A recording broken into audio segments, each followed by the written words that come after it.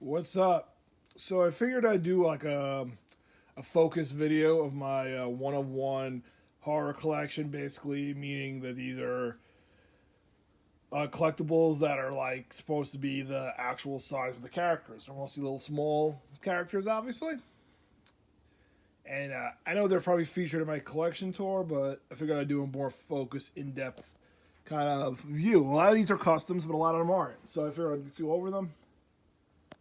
Let me start out with the thing I just got, which was Trick or Treat Studios Ultimate Chucky.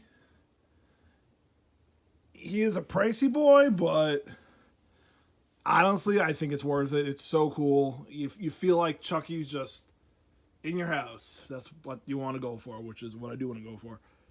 And behind him is the good guy doll that was sold by Spirit of Halloween. It was cool, and it's still cool. I'm still displaying it, still keeping it, but it just looks ridiculous compared to the Trick or Treat Studios one. But hey, you get what you pay for. You know, it's a big price difference there, and I think it's justified. I was gonna do a whole video on this guy, like I said, but as so many people have done it, and who cares what I have to say about it? But I will feature him in this video. Moving on up. This is the mushroom from Troll named Galvin. Now, the guy who sold it to me, and I'm prone to believe him, said that this was cast from the original Galvin prop. So it's not a prop from Troll, but it's as close as you're going to get. And I love Troll. It's one of my favorite horror movies, my favorite movies, fantasy movies, whatever you want to call it. And he's definitely one of my favorite things in my collection. Here's the worm from Labyrinth, not horror, but he's more of a mainstream piece that I don't know who makes him, but I'm sure if you look it up on eBay, you'll find him. And this guy is actually really cool too. He is from Etsy, some guy in Spain, makes horror props. He mostly makes critters. But this is the Toad Ghoulie that was seen in Ghoulies 2. And he is just super cool. If I had a complaint, I wish he was bigger. I guess it's my fault. I'm sure the size was on there. But he was a lot smaller than I thought he was going to be. Clearly not exactly life size. But honestly, other than the size, which is probably my fault, like I said, awesome, awesome piece. And here's the big group shot where most of them reside. So a lot of these guys were made by Nightmare Reality Studios. And I'm going to start out with the thing that gets a lot of attention on a lot of my videos. It's the Catter Puppy from House 2. Nightmare Reality Studios on Etsy. I don't know if he sells too much on Etsy anymore, but he does fantastic work. Not only did he make the Catter Puppy, he also made the Wall Troll from Cat's Eye, one of my childhood favorites. Probably my favorite anthology movie, not Creepshow, Cat's Eye. Here's Baby Selwyn, the zombie baby from Dead Alive, or if you're not American, Brain Dead. One of Peter Jackson's best movies ever. Especially, probably his best non-Lord of the Rings movie ever, I would say. This guy, I got him from Freakland Shop, I believe also located in Spain, possibly Italy. And here's two critters, two different artists, two different styles. This guy I got from the Gnarly Toy Box. I believe he was made by somebody in Mexico. And this guy I don't really remember, but I can find out if anyone really wants to know. He's a puppet, by the way, this one. This one's not. This one's probably more accurate, but I just like this one better. And I'm going to move slightly up. The Cat Ghoulie, my personal favorite Ghoulie from the Ghoulies franchise.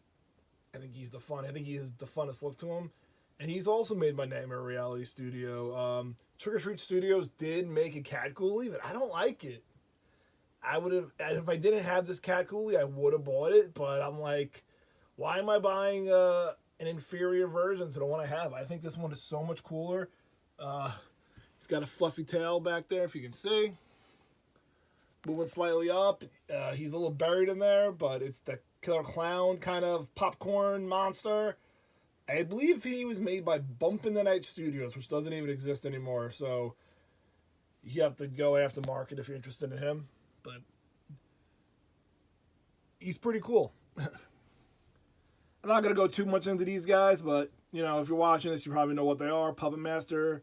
The three, my three favorite puppets, probably a little, you know, not that unique of a choice, but I just think they're like the main puppets out of all the puppets. Tunneler, Blade, Pinhead.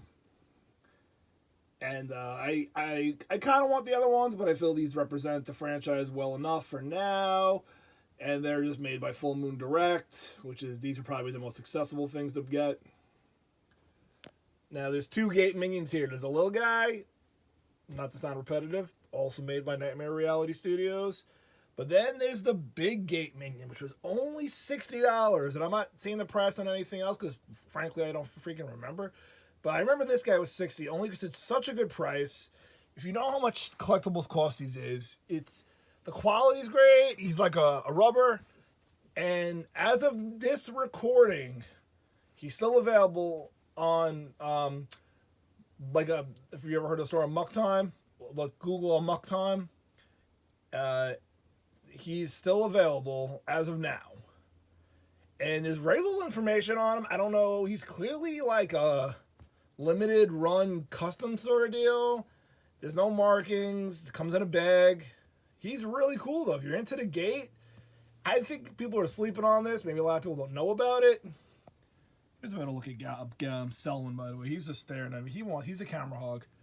We're pretty much going to we're gunning up the Fish Ghoulie.